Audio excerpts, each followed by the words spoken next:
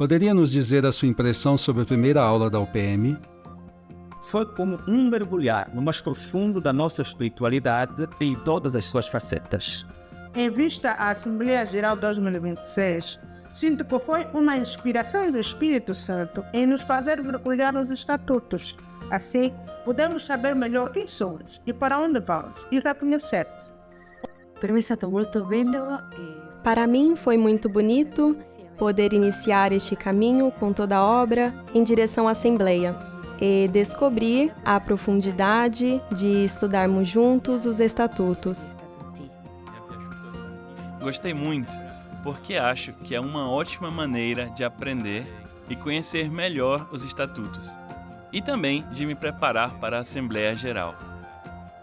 Achei leve, dinâmica, original na forma e com contribuições que ajudam a ter uma visão diferente e chaves de leitura. Pensei também nos nossos amigos de convicções não religiosas, que fazem parte do movimento dos focolares. Também eles podem se espelhar nos estatutos porque podem encontrar aquela parte do Evangelho que compartilhamos. O que eu mais gostei da última lição da UPM que vivenciamos é que ela realmente nos envolve, como se fosse uma introdução para ir mais longe e com mais profundidade. Acho que esse foi um primeiro passo. Gostei muito do fato de que havia muitas pessoas de idades diferentes, o que nos permite conhecer perspectivas variadas ao mesmo tempo. Gostei muito porque apresentou 3 pontos de vista diferentes. Entendi que os estatutos nos ajudam a viver melhor e mais profundamente o Evangelho. Foi muito bom. Gostamos também do método utilizado, interativo, com perguntas, com respostas. E o conteúdo é profundo, mas ao mesmo tempo fácil de entender e aberto a todos. As apresentações dos palestrantes nos deram vontade de continuar as aulas e fizeram com que nos apaixonássemos pelos estatutos, levando-nos a ver não tanto a parte jurídica, mas a beleza deles.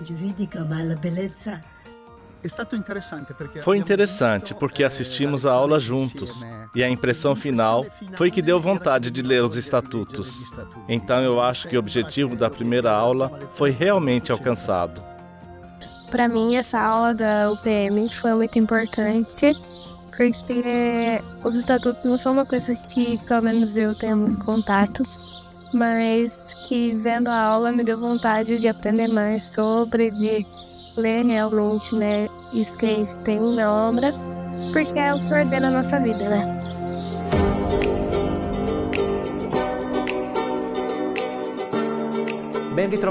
Bem-vindos novamente. Estamos na terceira aula da UPM, Universidade Popular Mariana da Obra de Maria do Movimento dos Focolares. Já estivemos juntos, como se recordam, nas 2 primeiras aulas. A primeira, em janeiro, foi uma introdução às etapas, de janeiro a maio, sobre os estatutos gerais da obra.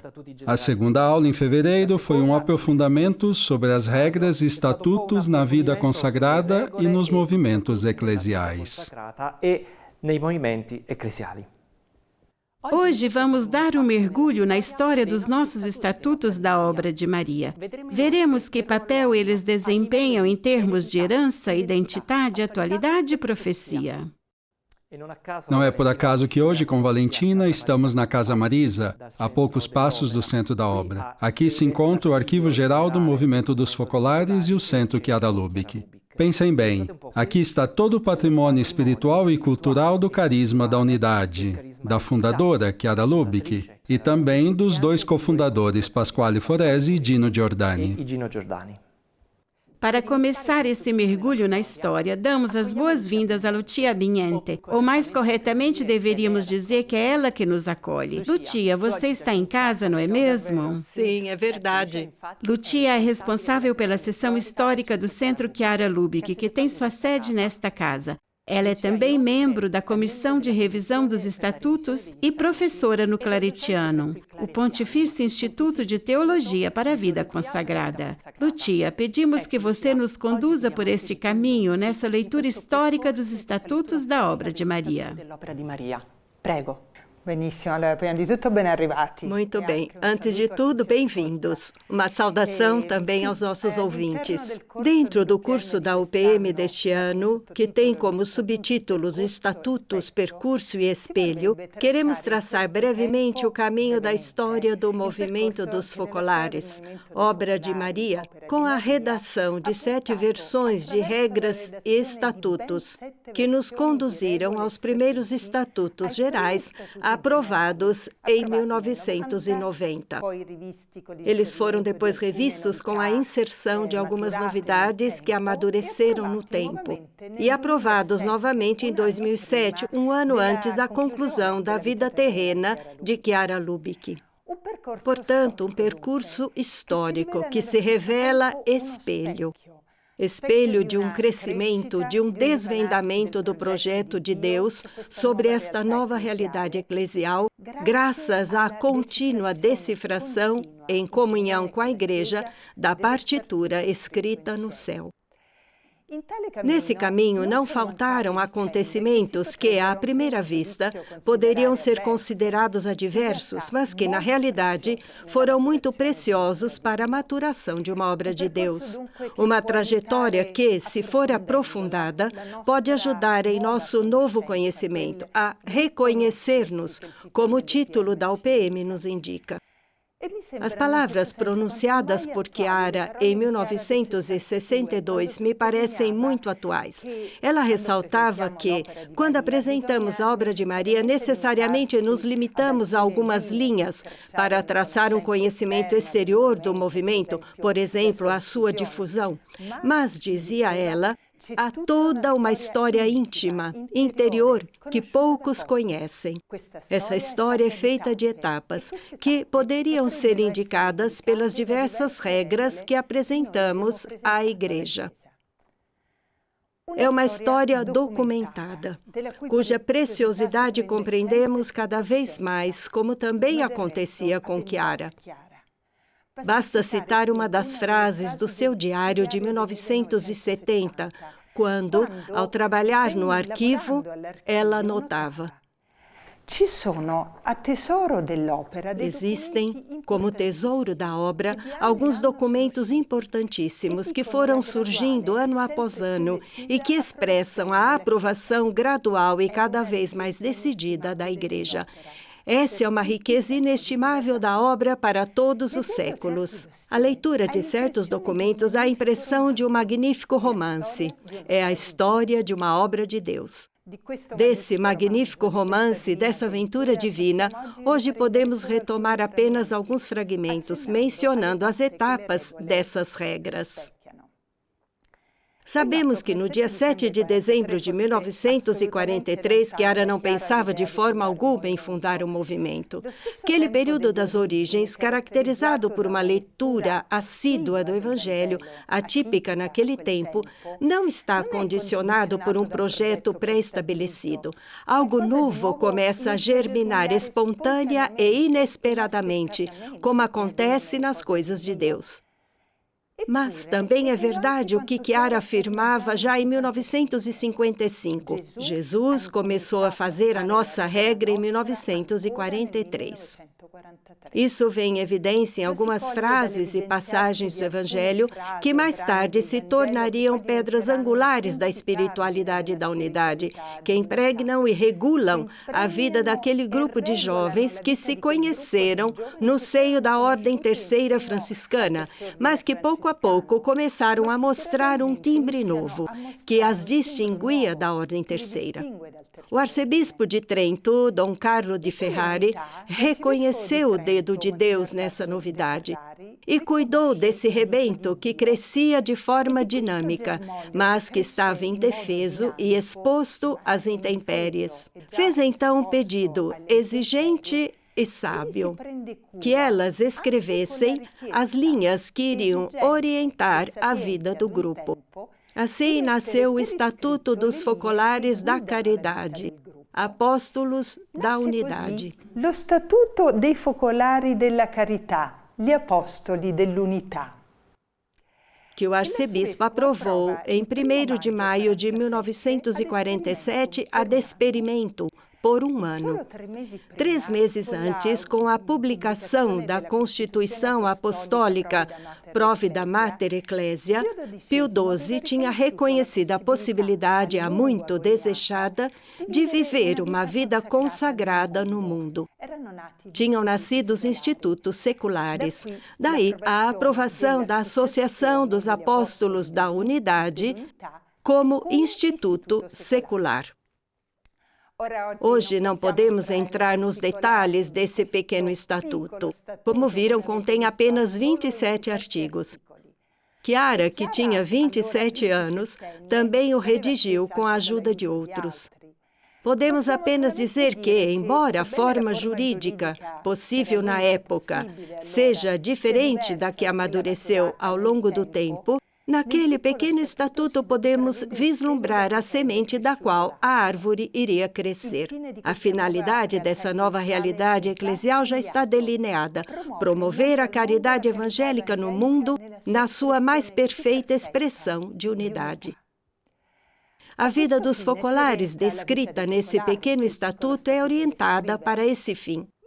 De fato, de modo diferente das características dos institutos seculares, nos quais se sublinha a consagração individual a Deus, muitas vezes escondida para permitir a secularidade, ou seja, o empenho em ser fermento evangélico no mundo, o pequeno estatuto de 1947 evidencia imediatamente a dimensão comunitária que caracteriza todos os aspectos: trabalho, apostolado, oração.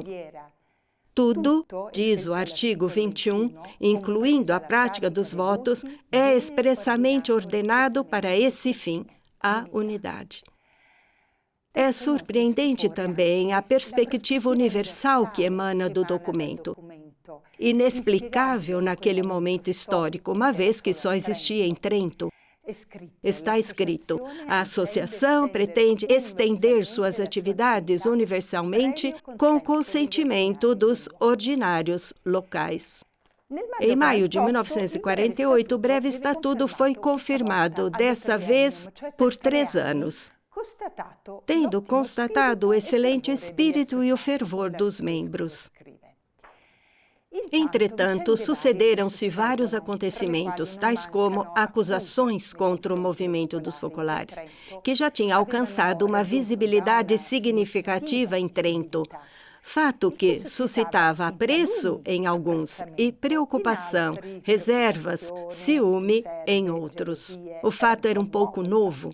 Depois de um inquérito em nível diocesano, que terminou favoravelmente para o movimento dos focolares em julho de 1948, a intervenção de alguns sacerdotes levou o assunto a Roma.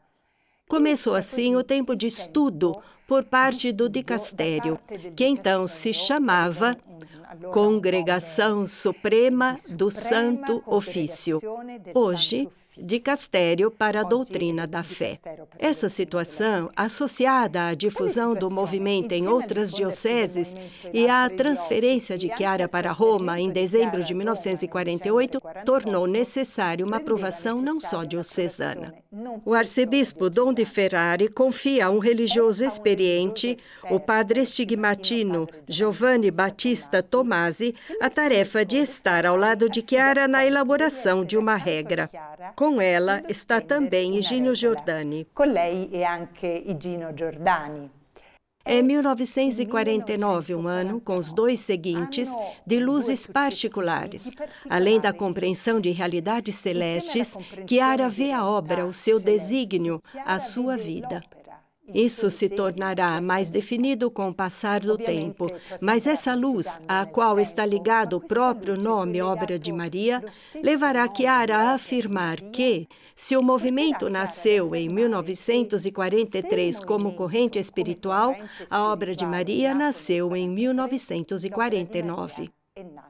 Durante esses anos, a comunidade colocada no centro do movimento, o Focolare, intuída em Loreto em 1939, começou a tomar forma a imagem da família de Nazaré como convivência no meio do mundo de virgens e casados, todos doados, ainda que de modos diferentes, a Deus.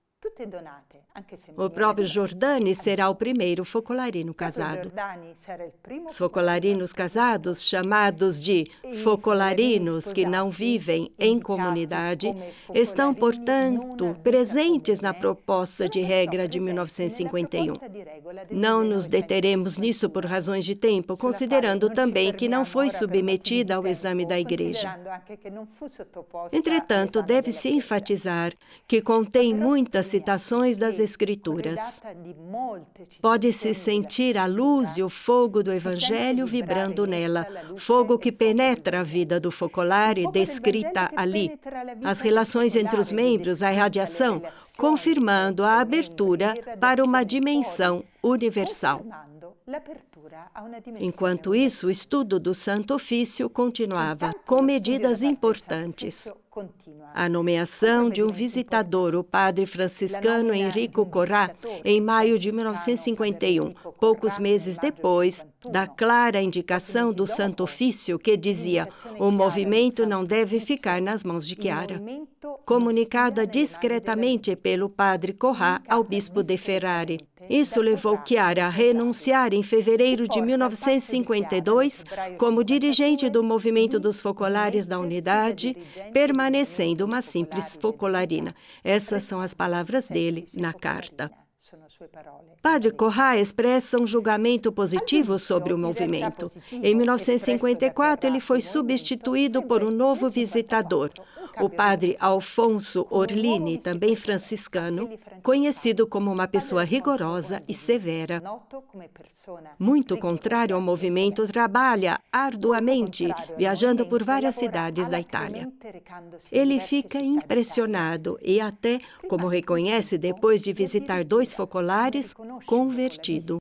Alguns aspectos, porém, são novos demais para ele, impossíveis de aceitar, como, por exemplo, não só a participação de sacerdotes e religiosos, que ele sempre havia impedido, como também a vocação dos focolarinos casados. Padre Orlini pede a Chiara que lhe prepare em pouco tempo um esboço da regra. Orlini chiede a Chiara di preparargli in poco tempo una bozza di regola.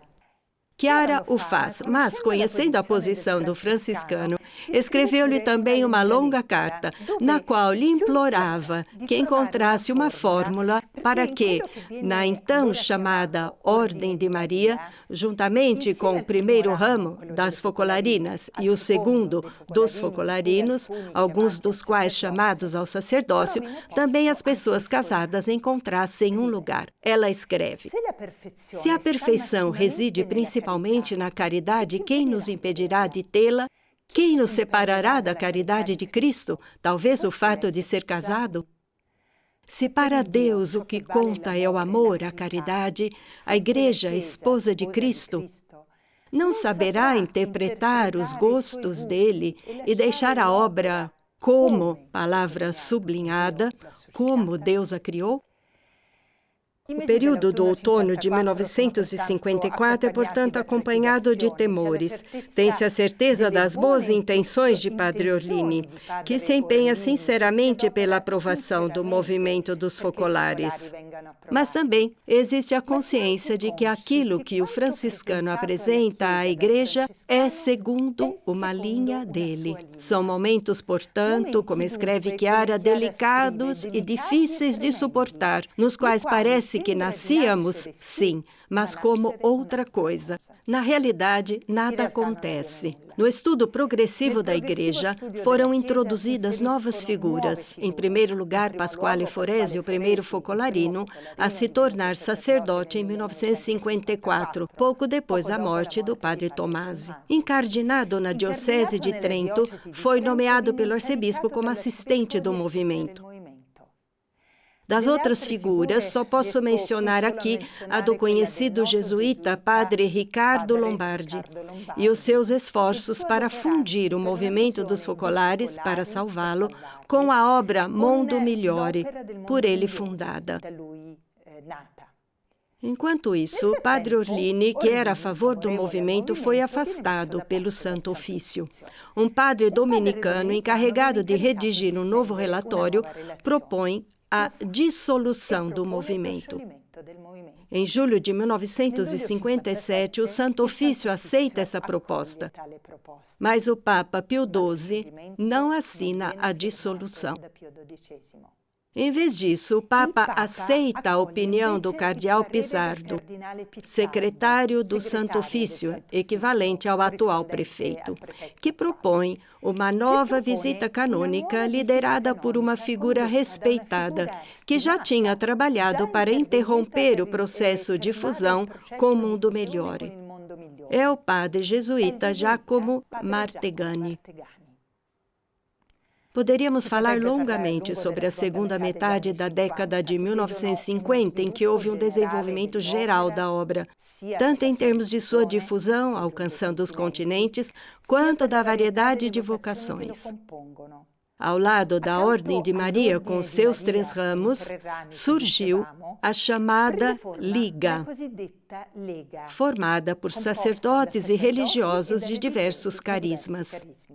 Há também o componente leigo, que expressa a humanidade que Chiara viu no desígnio de Deus para a Jordânia. A esta ordem se dá o nome de movimento, enriquecida em 1956 com o nascimento da vocação dos voluntários de Deus. Portanto, uma realidade em constante crescimento, como demonstra a participação cada vez maior nas Mariápolis no período do verão, da qual participam pessoas de todas as idades e vocações. Os primeiros encontros com cristãos de diferentes denominações antecipam o tempo. Não faltam contatos com fundadores de realidades eclesiais, bem como com pessoas de diferentes convicções. Uma realidade viva e vibrante, em contínua evolução. Isso nos faz entender que, naqueles anos, sempre houve o esforço de escrever uma regra. Embora estivesse se tornando cada vez mais complexo, encontrar uma forma jurídica para um organismo tão multiforme, que tinha como coração pulsante os leigos, que não se enquadravam nas possibilidades oferecidas pelo Código de Direito Canônico vigente, de 1917. Ele refletia uma visão piramidal da Igreja, que reconhecia o estado clerical decididamente superior, distinto, como estava escrito, do estado leigo por instituição divina. Em abril de 1958, o padre Martegani entrega o seu relatório. Embora considerando aspectos que precisavam ser amadurecidos, ele afirma que isso não justifica medidas para suprimir a instituição. E observou, isso, na minha opinião, ofenderia a justiça. Isso explica o fato de que, nos meses seguintes, há sinais explícitos de que a aprovação está se aproximando. O próprio Papa Pio XII faz com que seja transmitida de modo privado a Chiara que a obra não estava saindo do Santo Ofício porque foi recomendada por alguém, mas porque é obra de Deus. Em 4 de outubro de 1958, 5 dias antes de sua morte, ele lhe enviou oralmente uma bênção.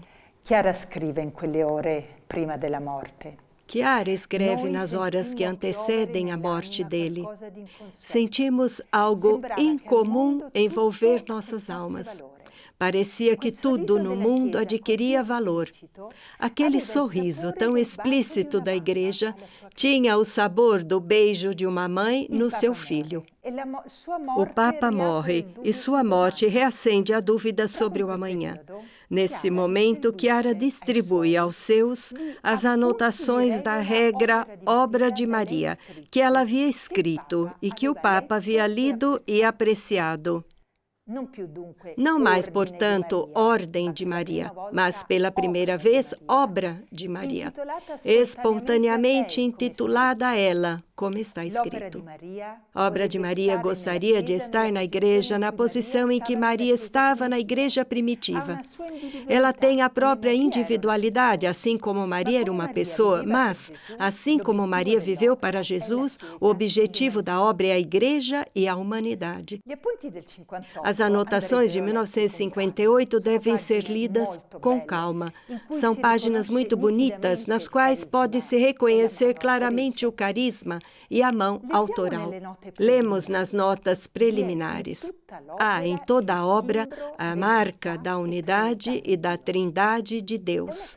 É uma afirmação que ressoa como uma chave hermenêutica para penetrar na realidade estrutural da obra, composta pela Ordem de Maria, já sabemos, focolarinos, focolarinas, focolarinos casados. Pela Liga, que também tem 3 ramos, sacerdotes e religiosos, religiosas, associações católicas.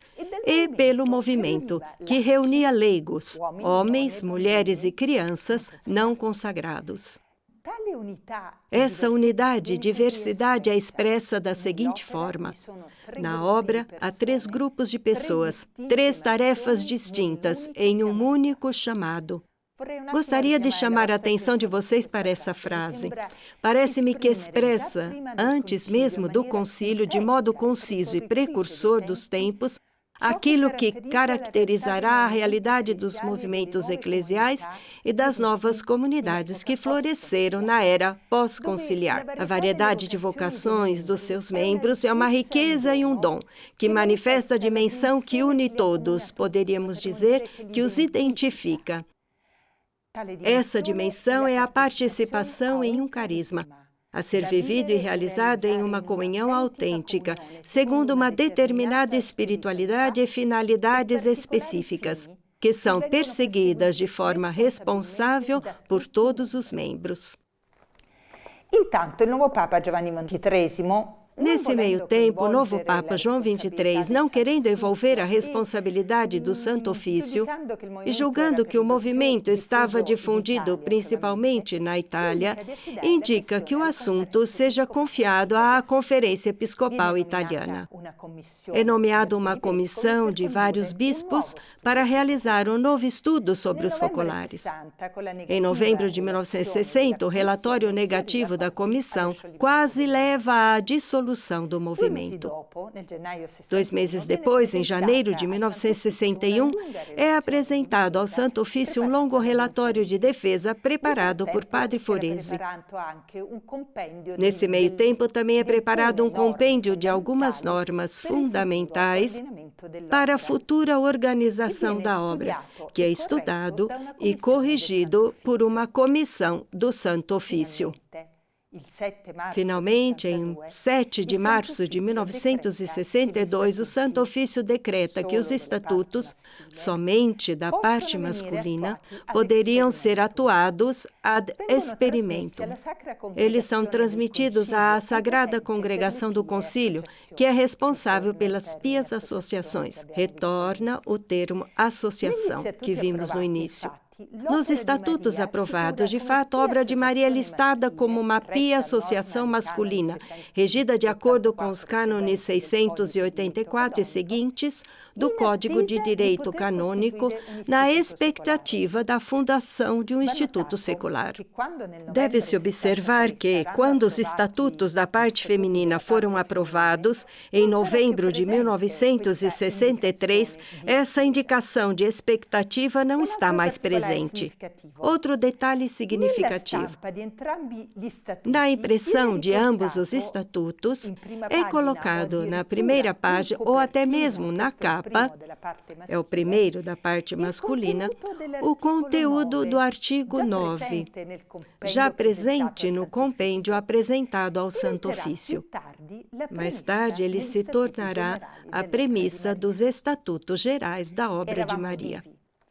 Estávamos vivos, filhos da Igreja, exclama Chiara ao recordar aqueles momentos. Mas, continua ela, o estatuto que ela nos dava para viver não coincidia com tudo que Deus havia edificado. A obra ali era composta por 2 seções distintas, uma relativa aos homens e outra às mulheres. Um impossível rosto novo de Jesus abandonado, o dividido, a ser abraçado. Estamos nos aproximando da meta. Em uma audiência histórica que Paulo VI concede a Chiara em outubro de 1964, Chiara conversou com ele sobre isso. A partir de então, o caminho para a aprovação progrediu rapidamente. Em dezembro de 1964, a visita apostólica foi declarada encerrada e a obra definitivamente aprovada. Nesse meio tempo, trabalhou-se no Estatuto de um Conselho de Coordenação, um elemento de união que garanta o crescimento do espírito de unidade e a coordenação de atividades comuns entre as duas seções da obra. O Estatuto foi aprovado ad experimento em janeiro de 1966. Não podemos deixar de mencionar um momento importante dos anos que se seguiram. Em dezembro de 1978, a Congregação para o Clero respondeu positivamente a uma petição apresentada por Chiara como presidente e por Padre Foresi como assistente do movimento. Pedia-se, dado o caráter predominantemente leigo do movimento, que dependesse do Pontifício Conselho para os Leigos, salvaguardando, porém, são estas as palavras da carta, a adesão imprescindível à obra dos sacerdotes religiosos e religiosas, que constituem parte integrante da própria obra. Ainda no período de fundação da obra, continuaram os trabalhos de redação dos estatutos. A partir de 1979, Chiara, com Padre Foreso, Leonello Bonfante, Antônio Petrilli e outros focolarinos, dedicaram muito tempo à redação definitiva dos Estatutos Gerais da Obra de Maria, que foram aprovados em 29 de junho de 1990, festa de São Pedro e São Paulo. No dia seguinte, Chiara e um grupo de focolarinos foram recebidos no Pontifício Conselho para os Leigos pelo cardeal Eduardo Pirônio, então presidente do dicastério, proclamado beato em 2023. Um momento muito esperado e solene. Foi ouvida de pé a leitura do decreto da Santa Sé, que aprova os estatutos da Associação Privada Universal de Fiéis, Obra de Maria, reconhecida para todos os efeitos como Associação de Direito Pontifício. Deixemos agora que as imagens nos levem àquele dia, à alegria daquele dia, e nos ajudem a acolher com a solenidade daquele momento os estatutos, como disse Chiara em um colegamento, como um dos maiores dons de Deus. Como uno dei più grandi doni del Signore.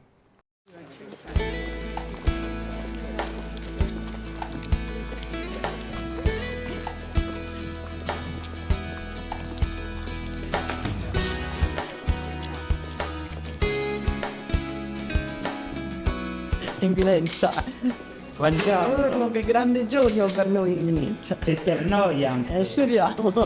Grazie.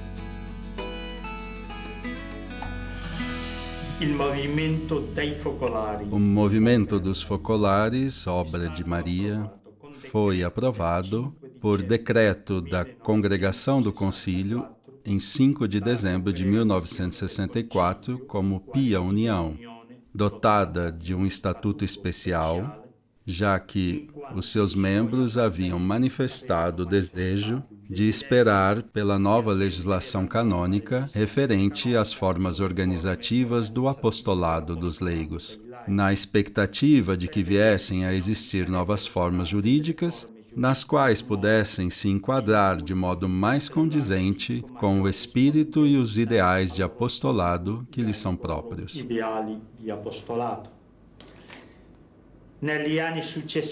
Nos anos seguintes, o movimento desenvolveu-se fiel ao seu carisma e expandiu-se, crescendo em maturidade.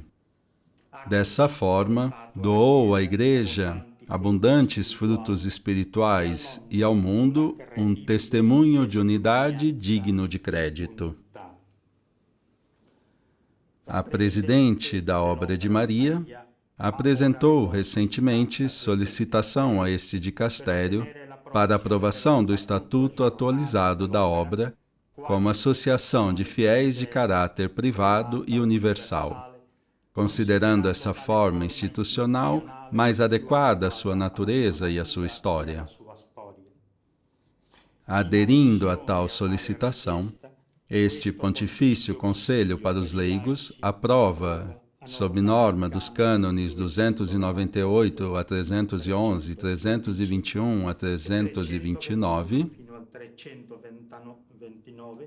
o referido Estatuto atualizado, e confirma a associação denominada Obra de Maria, Movimento dos Focolares como associação de fiéis de caráter privado e universal, com personalidade jurídica na legislação canônica por decreto da Santa Sé, declarando-a para todos os efeitos uma associação de direito pontifício e determinando que seja por todos reconhecida como tal. Com os votos de um fecundo empenho missionário a serviço do Evangelho e da Igreja, seguindo o exemplo de Maria, e de uma frutuosa colaboração com os irmãos de outras confissões, de outras religiões, e com todos os homens de boa vontade, no espírito do movimento, para a glória de Deus e para o bem da Igreja e do mundo, sob a guia do Espírito e a materna proteção da Mãe de Deus. Della Madre di Dio. Firmato Cardenal Pironio e Monsenhor. Então, entrego à senhora, mas antes, se me permite, direi duas palavras. Relendo agora esse texto, dou à Igreja abundantes frutos espirituais e ao mundo um testemunho de unidade digno de crédito. É bonito poder dizer isso de uma obra e de um movimento que o Senhor abençoou de modo tão extraordinário, tanto no seio da comunidade eclesial, quanto com um dinamismo missionário fora da própria comunidade eclesial. E, digamos, na expectativa de uma comunhão ainda mais profunda com outras religiões ou com outras formas de religiosidade. Forme di religiosità.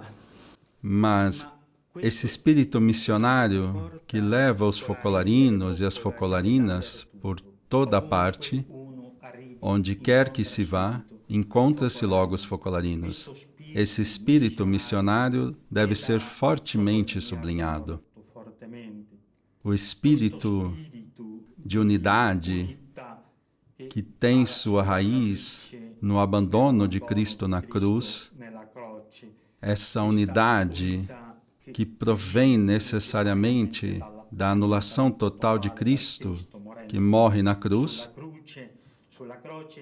produz muitos frutos no mundo. E eu devo frisar isso hoje. Em nome do Papa, com quem estive na última quinta-feira.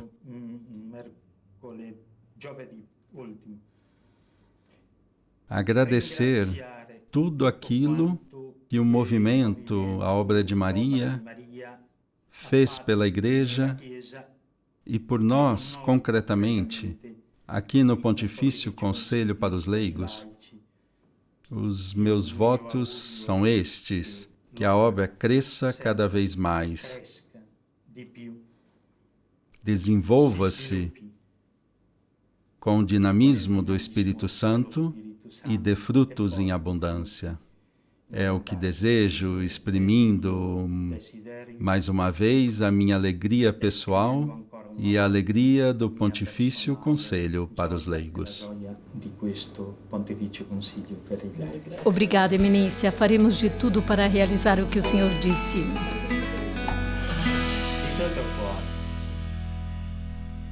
Obrigado, Lucia. Obrigado do fundo do coração por esse vídeo maravilhoso. É um pouco da história, da aprovação e principalmente nessa viagem que fizemos juntos, da elaboração e aprovação do reconhecimento pela Igreja Católica dos nossos Estatutos Gerais. Obrigada. É realmente uma contemplação. Juntos.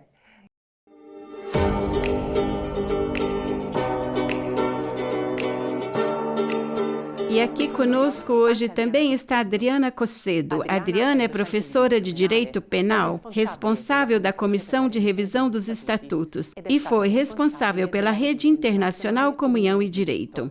Com a Adriana, iremos direto ao cerne do papel dos Estatutos da Obra de Maria hoje. Portanto, vou começar imediatamente com uma pergunta. Adriana, qual é a função dos estatutos para nós?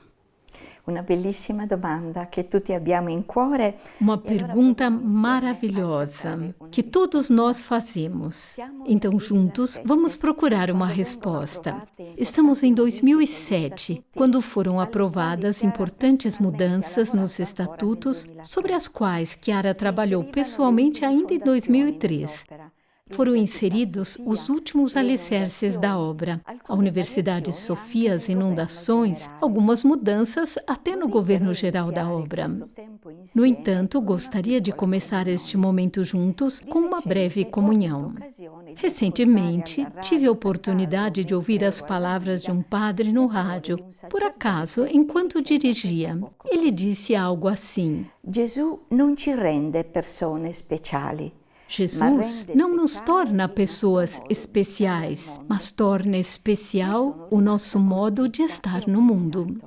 Fiquei impressionada com isso e pensei, talvez pudéssemos dizer o mesmo para os estatutos que Chiara nos deixou. Eles não nos tornam pessoas especiais por sermos membros da obra, mas tornam especial o nosso modo de estar no mundo. Vamos tentar conhecê-los juntos, ao menos um pouco, como se estivéssemos percorrendo um caminho guiados por uma bússola que nos orienta. A bússola nos oferece 4 direções, indicadas pelos pontos cardeais, que nos guiam na direção a seguir. Para nós, tornam-se as palavras-chave que poderíamos definir da seguinte forma: herança, identidade, atualidade, profecia. A primeira palavra, herança. Todos sabemos que a herança representa o que uma pessoa deixa, geralmente os seus bens, mas também um patrimônio de ideias, valores ou simplesmente seu exemplo de vida. É o caso dos santos e dos fundadores de ordens ou movimentos religiosos na igreja. Mas também experimentamos isso com personalidades como Gandhi. Quando uma mãe deixa seus filhos, o que ela tem em seu coração? Em primeiro lugar, que eles vivam unidos. Todos nos lembramos das palavras de Chiara, sejam uma família. Mas sabemos também que há um lugar onde Chiara nos explica como ser uma família. É a premissa dos estatutos da obra, uma página nascida da vida para a vida. Ali Chiara colocou a sua assinatura, que precede qualquer outra norma. A premissa começa com a mútua e contínua caridade, que traz a presença de Jesus na coletividade. Portanto, não apenas entre alguns, mas em qualquer latitude, até os últimos confins da terra. Desta forma, os estatutos tornam-se uma bússola e preservam, norma após norma, o que Chiara repetidamente definiu como a sua herança. Jesus no meio. Sobre ele, ela disse: se houve um carisma que Deus colocou aqui, foi precisamente o 2 ou mais estão unidos em meu nome. Ou seja, a ideia de Jesus no meio, que é uma ideia de Jesus, colhida no Evangelho, é uma sua presença. Não faltam, porém, outras ocasiões em que Chiara se expressou com outras palavras. Deixa para quem te segue apenas o Evangelho. Será que a estrutura jurídica dos estatutos diminuiu o poder evangélico do carisma? Voltemos às palavras com as quais Chiara respondeu à pergunta sobre a importância das questões jurídicas. Para mim, ela explicou, o aspecto jurídico não é senão o cálice no qual depositei todo o ideal que Deus me deu nestes anos. Assim, se a pequena história do movimento, centelha inicial, permanecerá para nós como a chave mais preciosa para entrar no Evangelho, a própria obra que se seguiu e que encontra nas normas dos estatutos sua confirmação definitiva, é chamada a ser outra Maria, Totalmente evangelho, nada além do evangelho. E por ser evangelho, não morrerá. E hoje encontramos isso novamente em plenitude no artigo 7 dos Estatutos. Vamos então abrir os Estatutos, um livrinho de bolso, e ler na primeira parte o capítulo 3, que trata do espírito da obra, precedido pelo objetivo geral, a caridade, da qual fala o artigo número 5. Como realizá-lo? Chiara deu uma bela explicação sobre isso em seu diário de 1967. Perfetti nella carità, verso tutti. Perfeitos na caridade para com todos significa ver a beleza em tudo e em todas as vocações da obra e da Igreja, captando o positivo de todos os povos, contribuindo com esta atitude decisiva para a fraternidade universal e a paz. Um fim a ser alcançado de acordo com a espiritualidade evangélica. E os pontos da espiritualidade que vêm a seguir no artigo 8 estão repletos de palavras provenientes do Evangelho. Aqui não temos tempo para lê-los.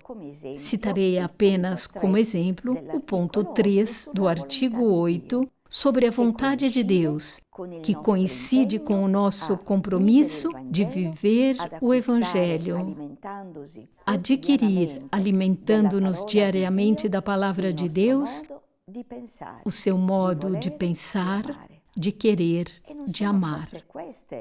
E não são talvez estas as palavras que lemos no Paraíso 49, naqueles precedentes que, pela intensidade da vida da palavra, foram uma preparação para a experiência mística que veio a seguir?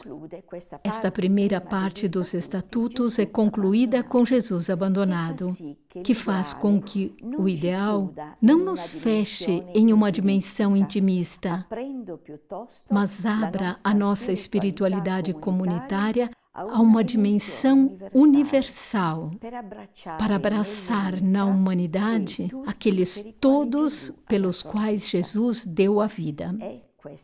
Esta primeira parte é a parte dos Estatutos que contém o núcleo essencial, indispensável, da identidade carismática da obra, aprovada na forma mais livre permitida pelo Código de Direito Canônico, uma associação privada e universal de direito pontifício.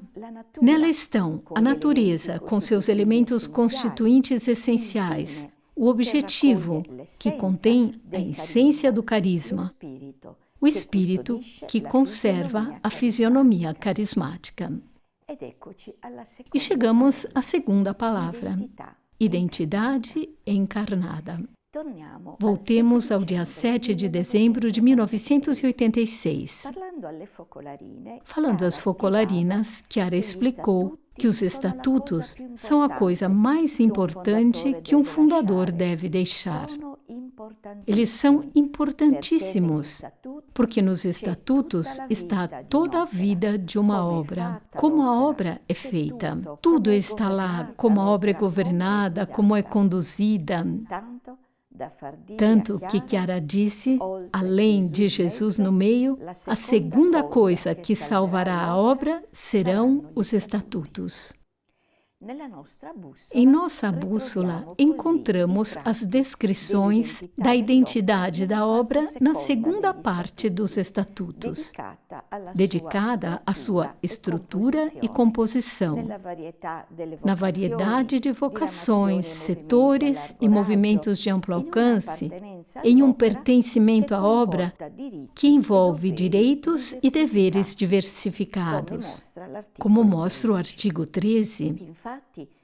De fato, vista a sua abertura universal, o movimento, já lemos isto no artigo número 1, inclui também cristãos de outras igrejas e comunidades eclesiais, pessoas de outras religiões e de outras convicções, para as quais olhamos com respeito pelas diferenças, mas no horizonte comum da unidade da família humana, como nos indica o artigo 6.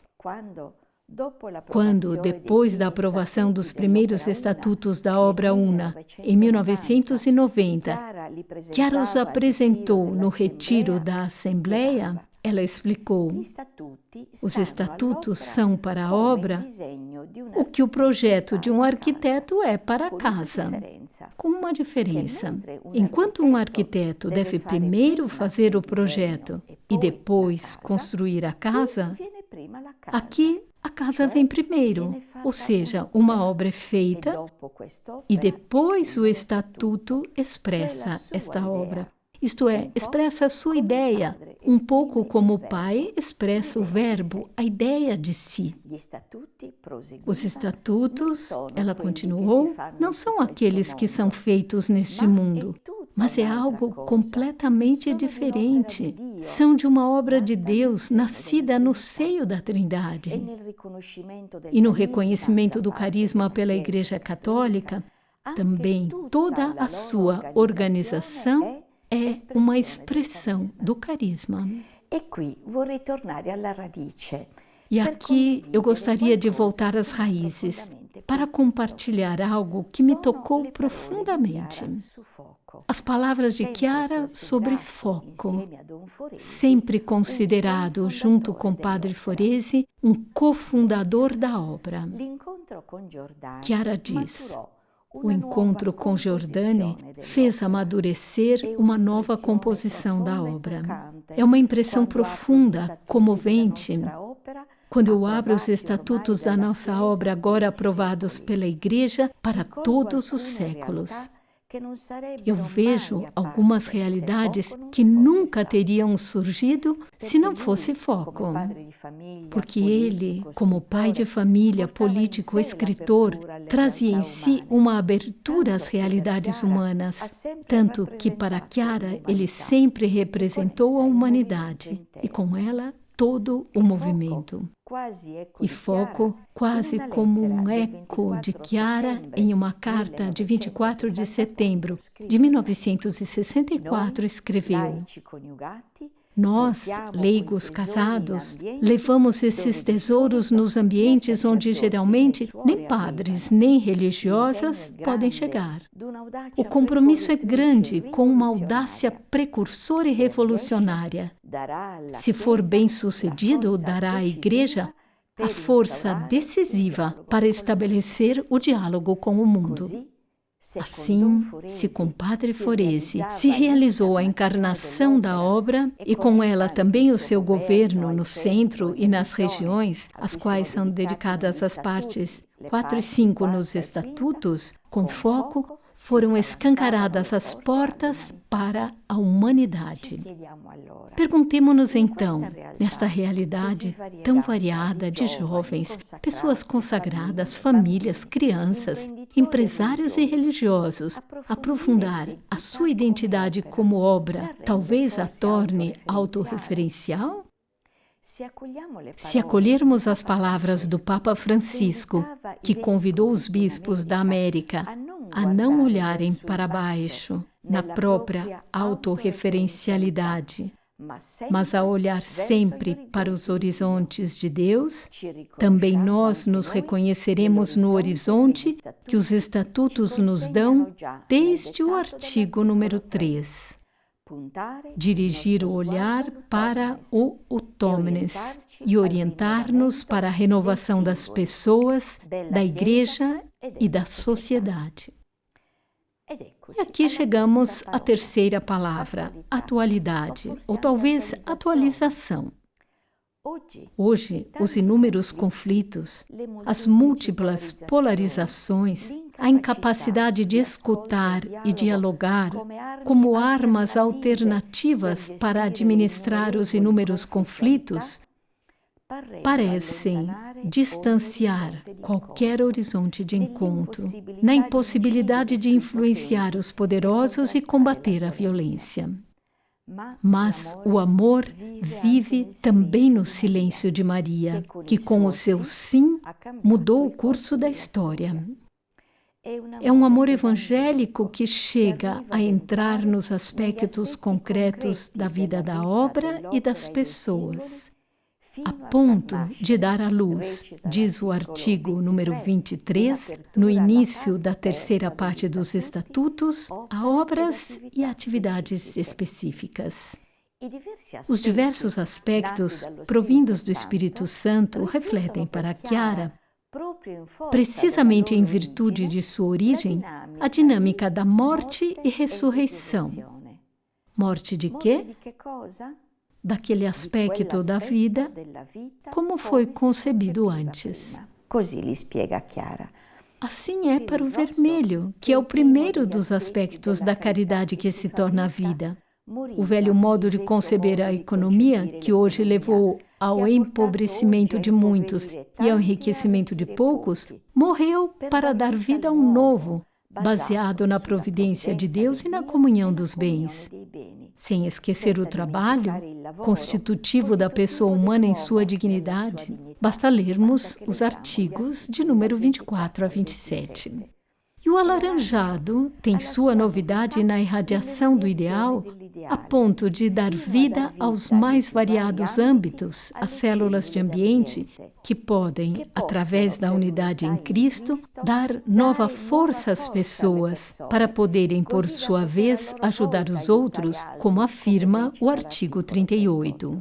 Hoje poderíamos pensá-las também como células de paz, animadas pelo amor, para combater rancores e curar feridas, nas escolas, escritórios, nas casas. E o amarelo? Qual a novidade na oração? Não são fórmulas para serem recitadas de vez em quando, mas rezar sempre para ser um espelho das palavras de Jesus sobre o dever de rezar sempre, mas da maneira típica que para nós é o amor ao próximo, como afirma o artigo 47, a ponto de perder tudo, até mesmo Deus por Deus no irmão, e para encontrar no irmão a união com Deus. E o verde? No centro de tudo está Jesus no meio, nele a saúde espiritual. Mas é um aspecto que muda decisivamente também a nossa visão da saúde e da doença.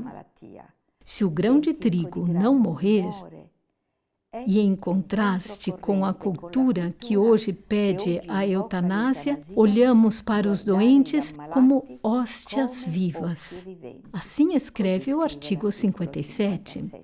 Um novo olhar que se expande ainda mais para cuidar da criação, para salvaguardá-la através do nosso compromisso com a ecologia, porque tudo é recebido como um dom, e toda vida pede amor. Depois vem o azul, para narrar a beleza de Deus amor e aparecermos como seus filhos dignos. É o que lemos no artigo 60, e poderíamos continuar. Mas com simplicidade poderíamos fazer emergir dos estatutos aquele fio de ouro, que na luz branca compõe e distingue as muitas cores. É o Evangelho que, com suas palavras, determina as normas sobre os aspectos de nossa vida. E encontramos tantas nos artigos de número 24 a 72.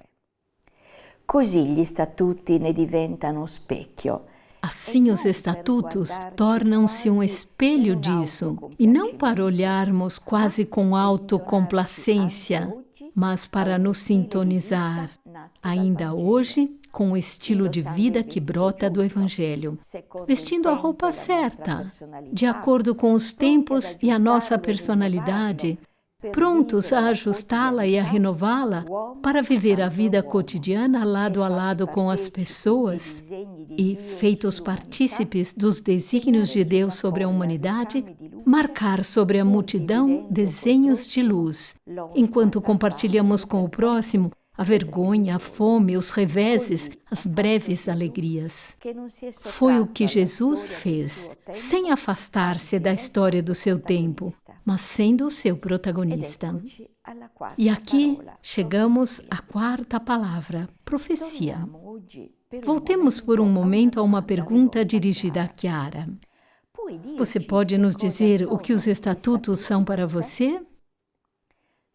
São o que há de mais precioso no movimento.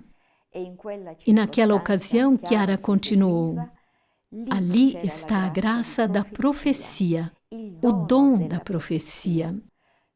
Já víamos o futuro quando nada existia. E é isto que Chiara dará ao GEM quando os encontra em 2001. O que está descrito nos estatutos é a carteira de identidade da obra. Como um filho que tem aqueles olhos, aqueles cabelos, e confia a eles duas coisas: a fidelidade ao fundador ou à fundadora, e Jesus no meio, e conclui: Ele os iluminará. Para onde? Para o objetivo, que é a unidade entre os cristãos, mas é a fraternidade universal entre todos. Um objetivo inesgotável, em vista do qual Chiara, falando em 2001 às comunidades da República Tcheca e da Eslováquia, recomendou mirar longe com os diálogos, as inundações, que são concretizações do ideal. Por isso, na obra, manter, desenvolver, aprofundar, na certeza de que a casa construída sobre a rocha não desmorona. E para nós, ela disse, a rocha é a unidade. Neste tempo de conflito, ódio e violência, o compromisso na obra é decididamente contra a corrente. Implementar e realizar, também com os outros, o mais perfeitamente possível, o mandamento novo de Jesus. Este é o meu mandamento, que vos ameis uns aos outros, como eu vos amei. Ninguém tem maior amor do que este, dar a vida pelos seus amigos. Assim está escrito no artigo número 8 e número 5. É o caminho para a unidade, que se torna diálogo para levar à igreja e ao mundo o que falta. A unidade abre novos horizontes também na igreja de hoje, no seu caminho sinodal, para levar o dom da nossa experiência e gerar, se assim podemos dizer, uma igreja mariana, onde, como Maria é plenamente leiga, podemos gerar Jesus para o mundo. Assim está escrito no artigo número 2. E se o mundo é um livro para ser lido, a história é um livro para ser escrito. Procuramos, indo para a conclusão, repercorrer juntos, com o olhar sobre a humanidade e a Igreja, o artigo 6 dos Estatutos sobre o fim específico, e assim projetar os muitos caminhos para alcançá-lo. No Natal, o Papa Francisco nos convidou, nas dificuldades do nosso tempo, a buscar e viver o amor no dom estupendo do amor recíproco que abre as portas à fraternidade. E não é esta a nossa característica? Em 1997, no seu discurso na ONU, Chiara dizia que, diante das guerras e das numerosas justificativas que sempre se encontrarão para gerá-las, é necessário um suplemento enraizado no valor do amor, porque o futuro do mundo, a sua capacidade de progredir, de encontrar soluções para seus conflitos, para suas crises, depende unicamente da consciência dos indivíduos e do compromisso das pessoas. Além disso, lemos no preâmbulo da Constituição da Unesco, que entrou em vigor em 1946, uma vez que as guerras se originam no espírito dos homens, é no espírito dos homens que as defesas da paz devem ser erguidas. É uma realidade da vida que se renova sempre, pela capacidade de gerar, em vez de conflito, e pela força dos caminhos de reconciliação, não só boas práticas, mas uma cultura do encontro.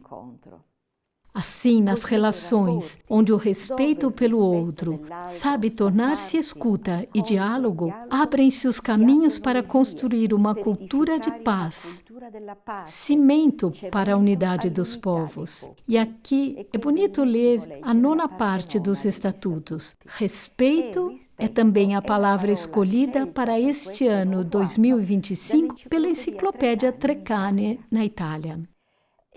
É ainda muito lindo ouvir novamente o que o Papa Francisco indica hoje para toda a Igreja, para tornar o ecumenismo visível e fecundo, com palavras que quase ecoam a vida de comunhão na obra, a qual se dedica a 7ª parte dos Estatutos. O Papa nos encoraja a caminhar juntos, a orar juntos. O escândalo deve ser superado agindo em conjunto com gestos de unidade e de fraternidade. O diálogo ecumênico não é uma disputa, é uma troca de dons. E nós, cristãos, podemos anunciar a todos a força do Evangelho, porque aquilo que nos une é muito maior do que aquilo que nos separa. A unidade não virá como um milagre no final. Ela vem no percurso. O Espírito Santo faz isso no caminho. Caminhar juntos já é fazer unidade. Ou então, pensemos em quantas realidades foram geradas pelo carisma e hoje são também realidades da Igreja. A própria relação e diálogo com as outras religiões que encontramos nos Estatutos, na 8ª parte, dos quais se disse recentemente nos ambientes eclesiais, é um caminho revolucionário. Mas uma palavra final pode ser aquela lançada por ocasião do Encontro da Juventude em Vancouver, em 2017. O futuro é você. O Papa Francisco disse: o futuro da humanidade não está apenas nas mãos de políticos, dos grandes líderes, das grandes empresas. O futuro está, sobretudo, nas mãos de pessoas que reconhecem o outro como um tu e a si mesmas como parte de um nós. Basta uma única pessoa para que haja esperança, e essa pessoa pode ser você. Depois há outro você, e então nos tornamos nós. E quando há o nós, começa a esperança? Não. A esperança já começou com o você. Quando há um nós, começa uma revolução. Será Jesus presente em nosso caminho pelo mundo que o realizará. E com ele será possível realizar a vocação da obra, explicada na fábula florida ao longo do caminho foco, fazer da terra um firmamento. Fare della terra un firmamento. Bem, obrigado, Adriana, por essa explanação. Sermos protagonistas na atualização do grande patrimônio que nossos estatutos representam. Obrigada a todos vocês por estarem conosco. Obrigada também àqueles que nos escreveram após a última aula. Convidamos a continuar enviando impressões ou perguntas. Podem fazer isso deixando-as no comentário no YouTube ou enviando um e-mail para upm@focolare.org. Vocês podem sempre encontrar as respostas no canal do YouTube e no nosso site da UPM antes da próxima aula, que lembramos será online em 12 de abril. Sarà online il 12 aprile. Agradeço principalmente a todos os que estão nos apoiando com doações que podem cobrir as despesas dessas aulas. Lembro a todos que, se quiserem fazer isso, basta clicar no botão Donate, doar, no site universitadepopulaремariana.org. Então, até o mês que vem. Allora ci vediamo il mese prossimo. Arrivederci.